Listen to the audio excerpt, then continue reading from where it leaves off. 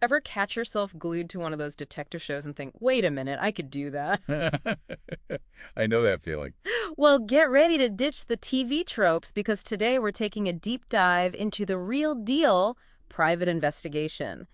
And you know what's cool? It's that. We're basing this all off some awesome insider info you shared from RoleCatcher. Oh, RoleCatcher, yeah. They're doing some really interesting stuff. It's not your grandma's detective agency anymore, that's for sure. Yeah, no kidding. Speaking of which, they talk a lot about this whole climbing the ladder thing in the PI world. Right.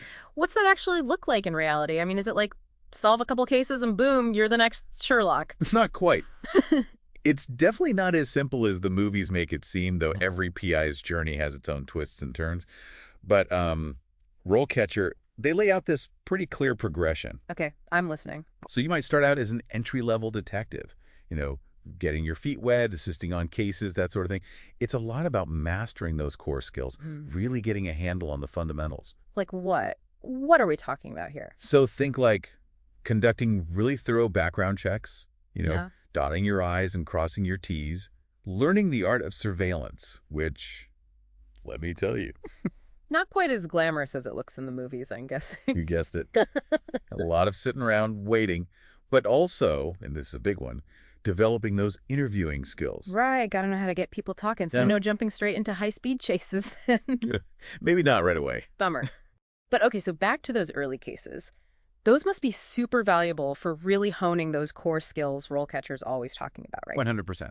Active listening, critical thinking, social perceptiveness. Exactly. How do those actually play out in the field? Like, what does that look like in action? Well, let's take active listening, for example. Okay. It's not just about hearing what someone is saying. It's about really, really listening for what they're not saying. Oh, interesting. Reading between the lines. Exactly. Experienced PIs, they're like masters at picking up on those micro-expressions. Micro-expressions. Yeah, those super subtle, fleeting facial expressions that can give away someone's true emotions, even if they're trying to hide them. Wow, that's wild. So it's like they can tell if you're lying just by a twitch of your eye. Basically. Or a pause, a hesitation, the way they shift in their seat. They're also listening for inconsistencies in a story, not just the big contradictions, but those tiny little details that don't quite add up. It's like they're piecing together a puzzle, but instead of using those cardboard pieces, they're using like words and gestures and even silence as clues. That's a great way to put it. And that's where the critical thinking comes in. You start to see the patterns, connect those seemingly unrelated dots that other people might miss. I see. Say you're investigating a corporate fraud case, for instance. A PI with sharp critical thinking skills. They'll be digging into financial records, combing through emails, looking for any connection, any event, no matter how small, that could help build the case. So it's like those crime dramas where they've got that big board with photos and notes and red string connecting everything. Exactly. Except in real life, it's probably more digital than corkboard, right? Oh, absolutely.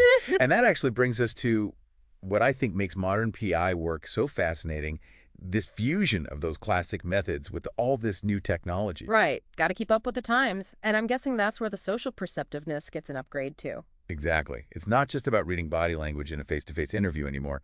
It's a whole new ballgame. Okay, now you've got me intrigued. Tell me more. So instead of just like reading body language, they're navigating the whole digital world now too. Think about it. Social media, online forums, even dating apps. It's all fair game.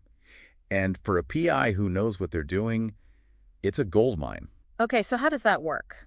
Well, they're using these platforms not just to gather information, but also to paint a picture of someone's online persona. Like their digital footprint. Exactly. You can learn a lot about someone by how they present themselves online, who they're connected to, what they post about. It's all about understanding those digital breadcrumbs. So it's like social media has become an extension of someone's physical presence, and PIs need to be fluent in both languages, so to speak. 100%. And as you move up the ranks, say you become a junior detective. Okay. You're not just gathering information anymore. You're using it to make judgment calls to figure out if someone's legit or full of it. Yeah. You're deciding the best way to move forward with a case. That's where those foundational skills you honed early on, those really come into play. So even with all the fancy tech, it still comes down to human judgment and intuition. At the end of the day, absolutely. Interesting. Now, RoleCatcher also mentions certain certifications that can really give a PI a boost. Oh, yeah, for sure. Like a seal of approval, right? Exactly. Can you give us the rundown on those? Sure. So a good example is the Certified Fraud Examiner credential. It's a mouthful, right? CFE for short. There you go. But the cool thing is, it's recognized globally. So it shows potential clients you're not messing around. Makes sense. This is especially key for PIs specializing in financial investigations, that kind of thing. Shows you have the know-how to sniff out a fraud. It's like a badge of honor, right? Proof you've got the skills to back it up. Exactly. It shows you're serious about this work. But honestly, even beyond certifications, the best PIs, they're always learning. Makes sense. It's a field that's always changing. Constantly. New technologies, new techniques, laws are being updated. If you're not keeping up, you're falling behind. No kidding. Which actually reminds me, we were talking about tech earlier, and I'm still kind of stuck on RoleCatcher's whole AI thing. Oh yeah, that's pretty cutting edge. It's not just about helping people land PI jobs. It's also like equipping them with tools for the job itself, right? 100%. Digital forensics is a great example. That's a whole specialized area within private investigation. Okay, yeah, I've heard that term thrown around. What is that exactly? So basically, it's all about recovering and analyzing digital evidence. Okay, so we're talking computers, smartphones, all that jazz. Exactly. Anything that could store data, really, even stuff stored in the cloud. Wild. Okay, now I'm picturing a high-tech lab. People in those hazmat suits carefully extracting data from a hard drive like you see on TV. You're not far off. Maybe not the hazmat suits, but definitely the meticulous part. Right. Gotta be careful with that stuff. PIs specializing in this, they use really specialized software to recover deleted files, analyze internet history, even put together timelines of digital activity. That's where those cybersecurity skills really come in handy. Because you're basically trying to outsmart these cyber criminals on their own turf. Pretty much. It's a digital chess match. Intense. But digital forensics isn't the only area where tech is changing the game, right? RoleCatcher mentioned corporate espionage, too. Yes. Now, that definitely sounds like something out of a spy movie, doesn't it? Right. Like, what is that exactly? What do those PIs actually do? So think of it like this. It's basically the business world's version of a spy game. Companies trying to get ahead. Sometimes they get a little creative. Okay, I'm intrigued. So you might have PIs investigating allegations of trade secret theft, or uncovering sabotage attempts.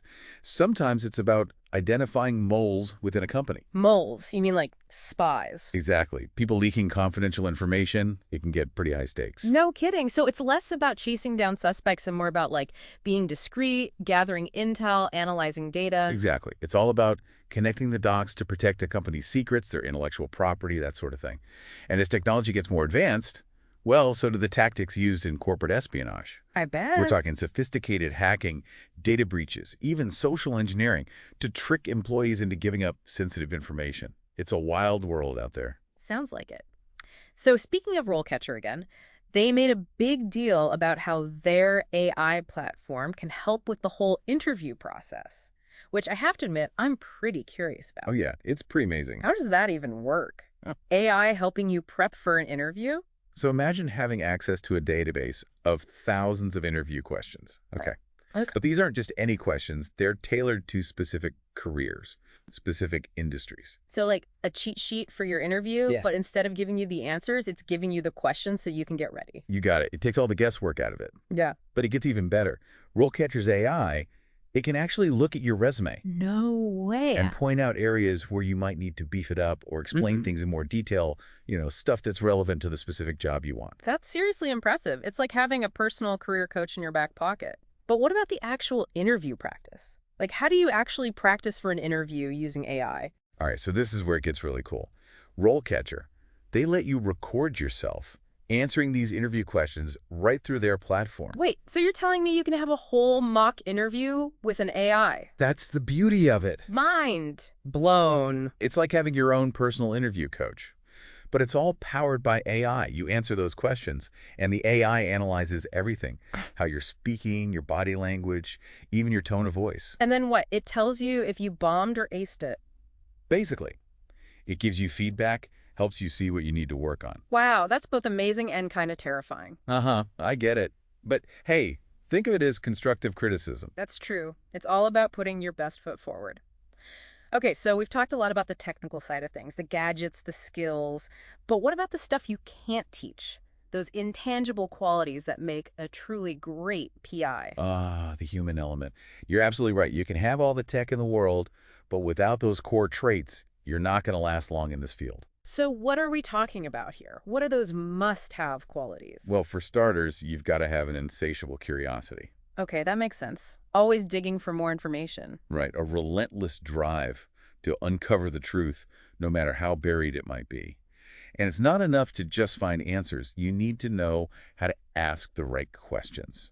A good PI, they're masters of observation, picking up on the tiniest details, the things most people miss. It's like they have a sixth sense or something? Kind of. Oh, They notice the inconsistencies, the things that don't add up, and then they use that to piece together the story, separate fact from fiction. they're like human lie detectors. Uh-huh. Pretty much. Yeah. And we can't forget about resilience. This line of work, it's not for the faint of heart. It can be tough, frustrating, even dangerous at times. You get hit roadblocks, dead ends. So you got to be able to bounce back, dust yourself off, and keep going. Exactly. The best PIs, they're tenacious. They adapt. They know how to handle setbacks without losing sight of the goal. It's about having grit, that determination to see things through no matter what. Sounds like you need serious mental and emotional stamina for this gig. Absolutely. Which actually brings us to another aspect of the job that often gets overlooked, the ethical considerations. Oh, right. Like what kind of ethical dilemmas might a PI face? Give me an example. So let's say you're working a case, right? Mm-hmm. And you stumble across some information. Could be damaging to your client's case if it got out, but holding on to it, that doesn't feel quite right either. Or maybe you're in a situation where to get the information you need, you got to bend the rules a little. Ooh, tough call. It's like a moral tug of war. Exactly. So it's crucial for PIs to have a strong moral compass, a commitment to integrity. Right, because at the end of the day, it's about finding that balance between uncovering the truth and respecting people's privacy, their rights. 100%. And that's not always easy, especially when you're dealing with sensitive information or high-stakes situations. Makes sense. Okay, so we've covered a lot of ground here, from the super technical stuff to the ethical dilemmas. But one thing that keeps coming up is this idea that the PI world is constantly evolving. Oh, absolutely. It's a fast-paced field, always changing. So, with that in mind, let's shift gears a bit and talk about the future. What's next for private investigators? What does the future hold? That's the million-dollar question, isn't it? Yeah. But if I had to take a guess, and this is just me speculating here, I think it's safe to say that technology is going to keep playing a major role. Even more gadgets, more algorithms, more of that AI magic to help crack those cases. You got it. But it's not just about the tech itself. It's about how PIs adapt to it, how they use it responsibly. That's a good point, because technology can be a double-edged sword, right? It's Yeah. like they say, right? With great power comes great responsibility. So as all this tech gets even more powerful, these PIs, they're going to need to be even more careful, more responsible with how they use it. That's the thing, right? It's not just about having these tools. It's about wielding them ethically. And that responsibility, it's not just on the PI themselves either. Oh, interesting. So who else shares that responsibility? Well, you've got the companies creating this technology, right? Okay, makes sense. And of course, the lawmakers, they're the ones setting the boundaries, making sure everything stays above board. But honestly, even just everyday people, we all have a part to play. Oh, so? We're all generating data constantly, right? Yeah. Every phone call, every text, every Google search, it's all out there. So we need to be aware of that. Think about the potential consequences. It's like we're all part of this digital web, whether we realize it or not. But okay, so we've talked about the ethics, but what about just like the practical stuff? What other big changes do you see happening in the PI world down the line? Well, we touched on cybersecurity earlier, and honestly, that's only going to get bigger. Cybercrime's exploding, and it's not slowing down anytime soon. So PIs with those tech skills, the digital forensics, the online investigation, those guys are going to be in high demand. It's like every PI needs to be a bit of a tech whiz these days. Pretty much. Yeah. But it's not just about catching the bad guys after the fact either. Right. It's about preventing these cyber attacks in the first place, right? Exactly. I think we'll start seeing more PIs specializing in prevention. Helping people and businesses beef up their defenses, make themselves less vulnerable. Interesting. So almost like digital bodyguards, protecting your data instead of your physical self. Exactly. And this is where it gets really futuristic. Okay, now you've got me on the edge of my seat. Remember we were talking about AI earlier? Yeah, with RoleCatcher and all. Right. Well, as that technology gets even more advanced, more sophisticated, we might start seeing it playing a more direct role in investigations. What do you mean? Like the AI is actually solving the cases? Not quite replacing human PIs, but definitely augmenting their abilities. Hmm. Like, imagine an AI that can analyze hours of surveillance footage in seconds, pinpoint suspicious activity that a human might miss, or sift through mountains of data, financial records, emails, and instantly flag connections, patterns. Whoa! It's like having a superpowered sidekick, helping you connect those dots faster and more efficiently. But even with all that, you still need the human touch, right? That gut instinct, that ability to read between the lines. 100%. Technology can process information, analyze data, but it can't replicate human intuition, that spark of insight that cracks a case wide open. It's that magic combo, the old school detective work combined with cutting edge tech. Yeah. That's what makes this field so fascinating and honestly a little intimidating too. I get it. It's a lot to keep up with, but that's what makes it exciting too. It's a field that's constantly evolving, challenging us to think differently. And who knows, maybe someone listening right now, they're feeling that pull, that desire to dive into the unknown, to solve mysteries. Maybe this is their calling. I wouldn't be surprised. It's a career that definitely draws a certain type of person, the curious, the determined, those who aren't afraid of a challenge. And as we've seen, thanks to resources like RoleCatcher, getting started as a modern-day PI, it's more accessible than ever. So if you're ready to trade in that spreadsheet for a magnifying glass or maybe just a really powerful laptop, Uh-huh. Exactly. I say go for it. Never know, maybe we'll be featuring your story on a future episode of The Deep Dive. But until then, stay curious, folks.